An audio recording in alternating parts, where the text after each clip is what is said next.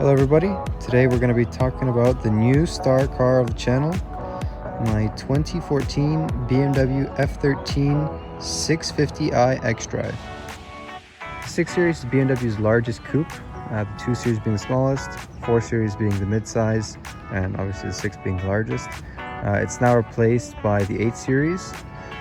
This generation 6 Series coupe, it's commonly referred to collectively as the F12. Which is just a 6 Series in general.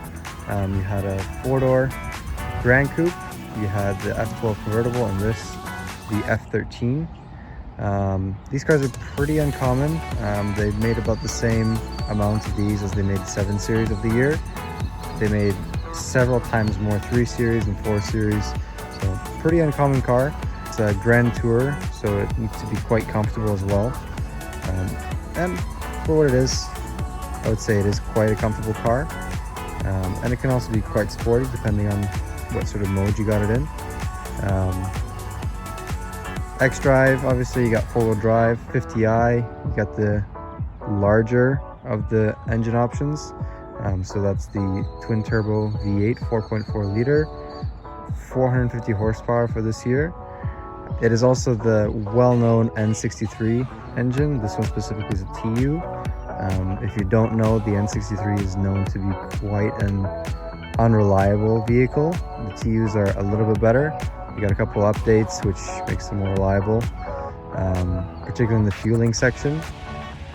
This car was owned originally, this car has a bit of a complicated history. It was passed around by a lot of people. At first it was, I think, leased for a few years. The first owners had it for about 32k, and they did the first oil change at 2,000 kilometers, which I'm quite fond of, and then afterwards the computer shows that it was doing oil changes every 8k since new. Had not too much other maintenance done to it other than that. It was passed around between dealers, and a couple of dealerships I think were driving it for a while because nobody really wanted to buy it. And then a couple private people bought it and sold it, and then another person bought it and sold it. And in 2021, the last owner purchased this car, and he had it for about 2,000 kilometers, and he ran into some issues with the car, and that's when I sort of bought it. I bought it at 95,000 kilometers in 2022. It had a very weird issue. It was sort of shuddering during mid acceleration. Light throttle and full throttle there was no problem, but during mid throttle accelerations there was some strange shudder, and we took it in, changed out the coils, spark plugs, and the engine ran better, but the issue still persisted. And we played around with it for a bit, played around with some wheel and tire setups, and it started to make some changes, but it still wasn't there. And yeah, the car, we ended up doing some transmission stuff because we were starting to think drivetrain related issues with the car. And so we did transmission flushes. I think we did like 6 of them. New filter for that, engine oil flushes, and nothing was really helping. We ended up actually finding out that transfer cases are quite weak on these cars, and we replaced it. And turns out that it isn't really a transfer cases issue. It actually has to do more with the wheels and tires that BMW put on this car from new. The tire sizes are a little bit wrong for a 4-wheel drive car, and so the front wheels actually were a little bit larger than the back, and that causes unnecessary stress on the transfer case. Instead of 245 35 20 and 275 30 20, we ended up putting 245 35 on the front and 285 30 on the back. This setup gives it a very close overall diameter, which is much closer than the factory, which I think is a 1.1% difference, versus this, which is a 0.4% difference. So much smaller, and yeah, it hasn't given us any problems since. We also put on some different brakes. We put on EBC red stuff with Zimmerman rotors, front and back. A couple drawbacks of the 650i, particularly the coupe, is that you got no rear legroom. Kind of like Jeremy Clarkson says, if you want a rear passenger, you got to saw their legs off. And I can see what he's saying there. Just look at that.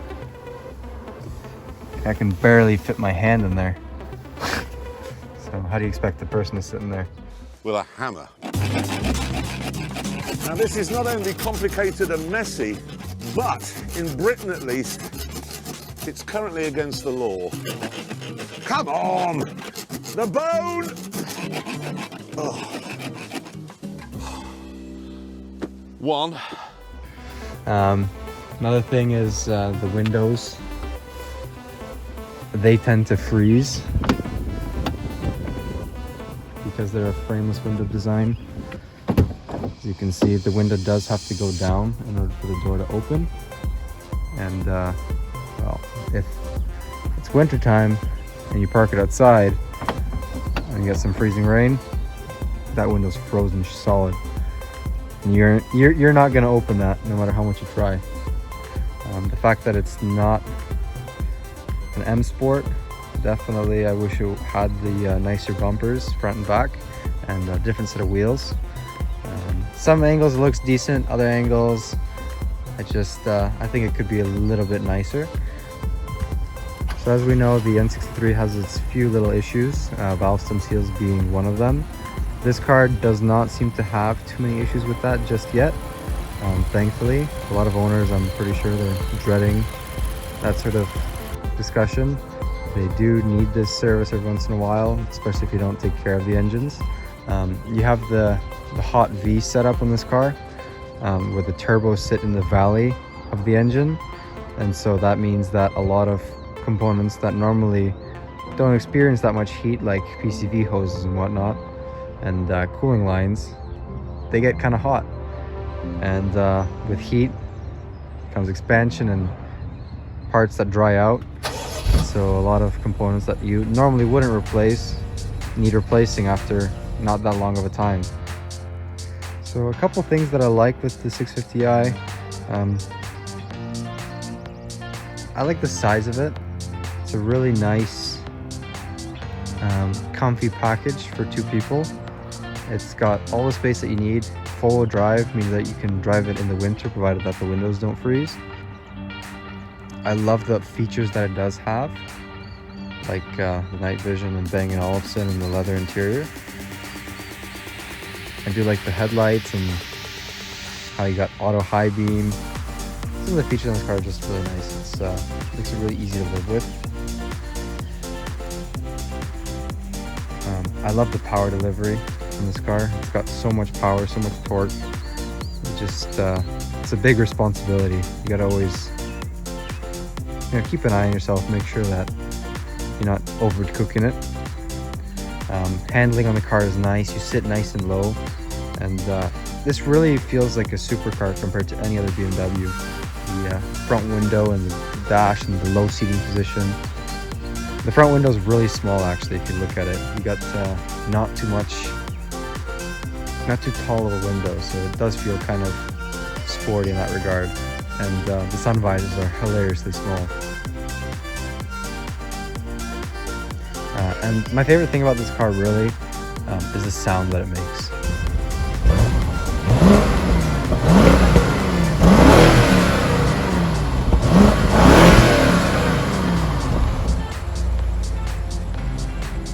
For this car, I plan to mostly just do maintenance, not too much in the sense of modification.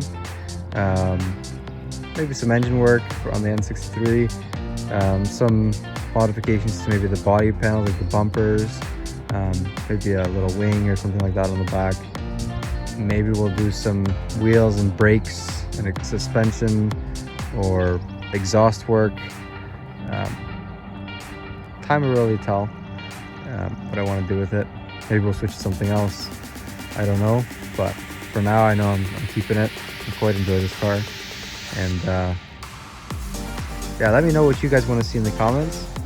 Maybe we'll have some fun with this car, take it on some road trips and make some video footage with it like that for a change. So anyways, thank you guys for viewing. I'll see you guys in the next video.